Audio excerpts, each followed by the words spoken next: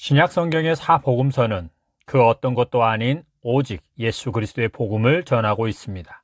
사복음서 모두 첫 장 또는 시작 부분에서 하나님께서 보내신 예수님이 그리스도, 즉 구원자요 주님이심을 선포하고, 이어서 예수님이 왜 유일한 구원자이신지, 그리고 그 예수님께 어떻게 반응해야 하는지를 기록하고 있습니다.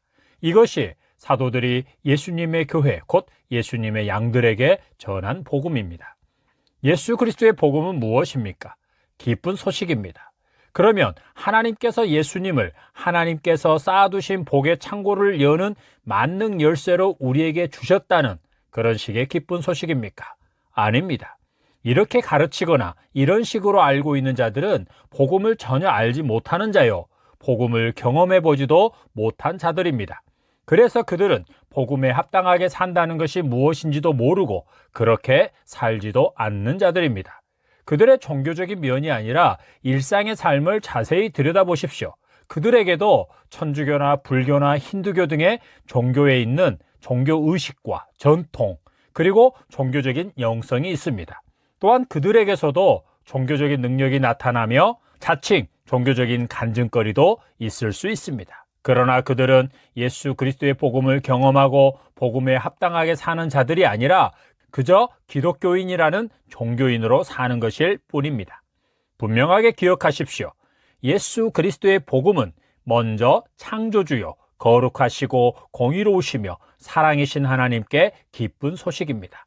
또한 죄인들에게도 기쁜 소식입니다. 죄인들에게라 함은 무슨 말입니까? 모든 사람들이 아니라 하나님께 대하여 자신을 죄인으로 인정한 자들, 곧 하나님을 자기의 창조자요 주권자로 인정한 자들이요, 그 하나님을 거역하고 자기가 주인 되어 살아온 죄인임을 인정한 자들이라는 것입니다. 이런 자들에게만 예수 그리스도의 복음이 기쁜 소식입니다. 태초에 천지를 창조하신 하나님, 거룩하시고 공의로우신 하나님을 영광스럽게 하지 않는 복음은 예수 그리스도의 복음이 아니라 다른 복음입니다. 동시에 죄인을 구원하여 거룩하신 하나님과 화목하게 하고 삶의 전 영역에서 거룩하게 살게 하지 않는 복음도 예수 그리스도의 복음이 아니라 다른 복음입니다. 여러분은 예수 그리스도의 복음을 듣고 있습니까? 그 복음을 들은 적은 있습니까?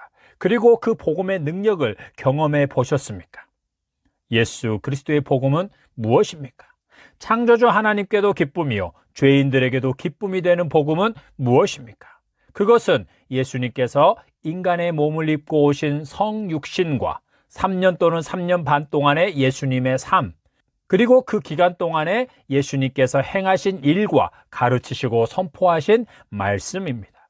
또한 예수님께서 속죄 제물로서 십자가에 못 박혀 죽으시고 다시 살아나신 것과 승천하사 하나님 우편에 앉으신 것, 그리고 마지막 날에 온 세상 모든 사람들을 심판하러 다시 오신다는 모든 것이 예수 그리스도의 복음입니다. 예수님께서 죄인들을 위해 십자가에 못 박혀 죽으셨다가 다시 살아나셨다. 그 예수님을 믿기만 하면 죄 사함을 받고 구원을 받아 하나님의 자녀가 된다.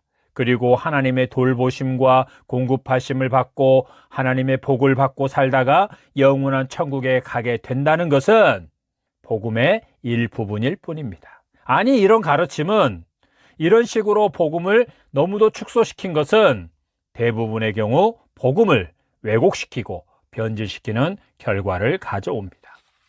사복음서는 사도들 또는 사도들의 도움을 받은 제자들이 각각의 교회 공동체에게 보내는 예수 그리스도의 복음을 기록한 것입니다. 가장 먼저 기록된 마가복음은 하나님의 아들 예수 그리스도의 복음의 시작이라고 선언한 후 세례 요한이 예수님께서 오실 길을 준비하는 장면과 예수님께서 세례 받으시는 장면을 통해 예수님이 하나님의 아들이심을 선포합니다. 그리고 예수님께서 십자가에 매달려 죽으시고 다시 살아나신 것을 끝으로 복음서를 마무리합니다. 마가에게 예수 그리스도의 복음은 1장 2절부터 16장 마지막 절까지의 내용인 것입니다. 마태복음은 아브라함과 다윗의 자손 예수 그리스도의 계보라고 선언한 후 예수님의 족보를 말씀합니다. 그것은 하나님께서 아브라함을 불러내어 그와 맺으신 언약이 다윗을 거쳐 예수 그리스도를 통해 완성되었다는 것과 예수 그리스도를 통해 새 언약, 새로운 시대가 시작되었다는 것을 말해줍니다. 마가복음의 표현을 빌리자면 예수 그리스도의 복음의 시대가 시작된 것입니다. 그것은 마태가 예수님의 탄생에 대해 말하면서 하나님께서 성령으로 잉태하게 하신 자의 이름이 예수, 곧 자기 백성을 그들의 죄에서 구원할 자라는 것과 임마누엘, 곧 하나님이 우리와 함께 계시다는 것을 통해서도 분명하게 알 수 있습니다. 아브라함, 다윗의 시대, 구약 시대의 언약과 연속선상에는 있지만 차원이 다른 새 언약, 영원한 언약의 시대, 새로운 복음의 시대가 시작되었음을 말하고 있는 것입니다. 마태는 예수님의 죽으심과 부활까지를 기록한 후 예수님의 지상 명령으로 끝을 맺습니다. 예수님의 제자들이 모든 민족을 제자로 삼아 세례를 베풀고 예수님께서 분부한 모든 것을 가르쳐 지키게 해야 할 것은 무엇입니까? 예수님의 성육신을 시작으로 하여 그분의 죽으심과 부활, 그리고 예수님께서 가르치신 모든 말씀입니다. 한마디로 예수 그리스도와 그분의 복음을 전하여 그들로 복음에 합당하게 살게 하라는 것입니다. 누가복음은 우리 중에 이루어진 사실에 대하여 처음부터 목격자와 말씀의 일꾼된 자들이 전하여 준 그대로 내력을 저술하려고 붓을 든 사람이 많은지라 그 모든 일을 근원부터 자세히 미루어 살핀 자신도 차례대로 써 보내는 것이라고 말합니다. 그러면서 예수님께서 오시는 길을 준비하라고 보냄을 받은 세례 요한의 출생에 대한 이야기와 예수님의 잉태, 그리고 두 어머니들의 만남과 마리아의 찬양, 그리고 사가랴의 예언을 통해 예수님의 오심이 하나님께서 언약을 성취하시는 것이요 자기 백성을 긍휼히 여기심 때문임을 분명하게 말하고 있습니다. 그리고 천사들이 목자들에게 먼저 예수님의 탄생 소식을 전하는 것을 통해 천사들의 말처럼 예수 그리스도의 복음은 온 백성에게 미칠 큰 기쁨의 좋은 소식이라는 것을 확실하게 말하고 있습니다. 너희를 위하여 구주가 나셨으니 곧 그리스도 주시니라. 아멘. 누가는 예수님의 죽으심과 부활뿐만 아니라 승천하시는 모습과 바로 이어지는 사도행전 1장에서 예수님께서 다시 오실 것까지 기록하고 있습니다. 이것이 누가가 말하는 예수 그리스도의 복음입니다. 요한복음은 다른 세 복음서와는 다르게 시작부터 태초에 말씀이 계시니라. 이 말씀이 하나님과 함께 계셨으니 이 말씀은 곧 하나님이시니라. 그가 태초에 하나님과 함께 계셨고 만물이 그로 말미암아 지은 바 되었으니 지은 것이 하나도 그가 없이는 된 것이 없느니라고 선언합니다. 예수님이 말씀이고 하나님이시며 만물을 창조하신 분이라는 것입니다. 그리고 이어서 성부 하나님께서 예수님을 통해 계획하시고 이루시는 일을 18절까지 매우 영광스럽고 웅장하며 신령한 언어로 찬양하듯이 선포합니다. 요한복음 1장 1절부터 18절까지의 말씀은 요한이 전한 예수 그리스도의 복음을 압축해 놓은 것입니다. 그리고 1장 19절부터 21장까지는 그 압축을 풀어 놓은 것입니다.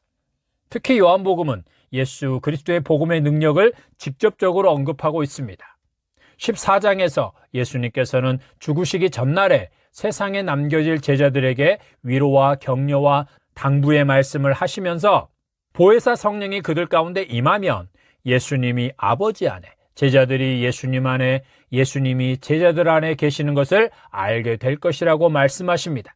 그리고 15장에서는 예수님은 포도나무, 제자들은 가지라고 하시면서 제자들이 예수님 안에, 예수님이 제자들 안에 거하면 하나님 아버지께서 영광스럽게 되는 열매를 많이 맺게 될 것이라고 하십니다.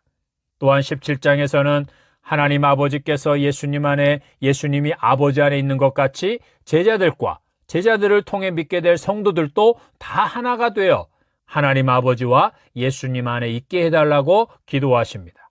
그렇게 하나가 되어야만 그들을 통해 세상이 예수님을 하나님께서 보내신 유일한 메시아라는 것을 믿게 된다는 것입니다. 또한 하나님께서 예수님을 사랑하시는 만큼 그들을 친히 사랑하신다는 것을 알고 고난과 핍박 가운데서도 세상과 타협하거나 세상에 빠지지 않고 믿음으로 승리할 수 있다는 것입니다. 예수님께서 성육신하시고 십자가에 매달려 죽으시기까지의 삶은 하나님과 원수된 세상과 세상 사람들을 하나님과 화목하게 하는 자의 삶이었습니다. 예수님께서는 화목하게 하는 자가 되기 위해 사람들과 같이 되셨고 그들 가운데 그들과 같이 살면서도 거룩하게 살았으며 하나님께서 주신 말씀대로 복종했을 뿐 아니라 그 말씀을 전하고 가르쳤고 하나님께서 원하시는 일들을 행하셨습니다. 그리고 화목하게 하는 일의 완성을 위해 하나님께서 뜻하신 대로 십자가에 매달려 죽으신 것입니다. 그래서 예수님의 삶 전체가 복음입니다. 예수님의 삶이 복음에 합당한 삶의 표본입니다. 물론 복음의 핵심 또는 복음의 절정은 예수님의 죽으심과 부활입니다. 그 이유는 예수님의 죽으심과 부활이 믿는 자들로 하여금 하나님 아버지와 예수님과 하나가 되어 예수님처럼 세상에서 화목하게 하는 자로 살아가게 하는 데 있어서 결정적인 열쇠가 되기 때문입니다. 예수님처럼 화목하게 하는 자로 살아가게 하는 것, 그것이 바로 복음의 능력입니다. 예수 그리스도의 복음은 하나님께서 택하신 자들로 하여금 복음에 합당하게 살아가게 하는 능력, 세상에서 화목하게 하는 자로 살아가게 하는 능력을 나타냅니다. 화목하게 하는 자로 살아간다는 것은 무엇입니까? 예수님의 삶을 각자의 삶의 자리에서 살아내는 것입니다. 그래서 이렇게 말할 수 있습니다. 하나님께서 예수님을 화목제물로 보내신 것은 택하신 자들로 하여금 예수님처럼 살아갈 능력을 주시기 위함이라는 것입니다. 요한복음이 말한 것처럼 하나님께서는 예수님과의 관계처럼 택하신 자들과 하나가 되어 세상에서 뿐만 아니라 영원히 함께하는 삶을 살고자 하신 것입니다. 예수님께서 공생애 동안 어떻게 사셨습니까? 삶의 형태나 방식, 삶의 수준을 말하는 것이 아닙니다. 예수님께서는 정치적, 경제적, 사회적 신분이나 수준을 초월하여 하나님 아버지의 아들로서 아버지의 주권과 권위와 권세를 인정하고 복종하는 삶을 사셨습니다. 하나님께서 이스라엘 백성을 출애굽시키고 그들에게 율법을 주시면서 부탁하신 것이 바로 이런 삶이었고, 예수님을 십자가에 내어주시고 다시 살리사 믿는 자들의 삶의 주인과 임금이 되게 하신 목적 또한 그러합니다. 그렇게 살아야만 하나님께 대하여 제사장의 나라가 되고 왕 같은 제사장의 역할을 감당할 수 있는 것입니다. 예수님을 믿으면, 예수 그리스도의 복음을 믿으면 예수님과 하나님 아버지의 관계가 우리의 관계가 되고 그 관계 속에서 죽기까지 복종하셨던 예수님의 삶이 우리의 삶이 되는 것입니다. 그것은 예수님의 거룩한 삶이 우리에게 전가된다거나 예수님의 덕을 본다는 차원을 넘어 우리 또한 예수님처럼 예수님께서 가르치신 말씀대로 거룩하게 살아가게 된다는 것입니다. 사도 바울을 비롯한 사도들과 초대교회의 성도들이 그러했습니다. 그들은 예수님처럼 죽기까지 복종하는 삶을 살았습니다. 그들은 예수 그리스도의 복음을 보고 듣고 알았으며 예수님의 삶의 발자취를 따라 살게 하는 복음의 능력을 경험했던 것입니다. 하나님 아버지께서 예수님을 보내신 것은 예수님을 통해 죄인들이 예수님처럼 하나님 아버지와 화목하게 되고 더 나아가 하나님 아버지와 예수 그리스도와 하나가 되어 살아가는 자녀가 되게 하기 위함입니다. 이것이 복음이고 그 복음의 능력입니다. 이 복음을 듣지 못한 자, 복음을 들었으나 그에 합당하게 반응하지 않은 자, 복음의 능력을 경험하지 못한 자가 천국에 가는 일은 절대로 없습니다. 여러분은 예수 그리스도의 복음을 보고 듣고 읽었습니까? 그 복음의 능력을 경험하고 있습니까? 하나님의 은혜가 있기를 축복합니다. 아멘.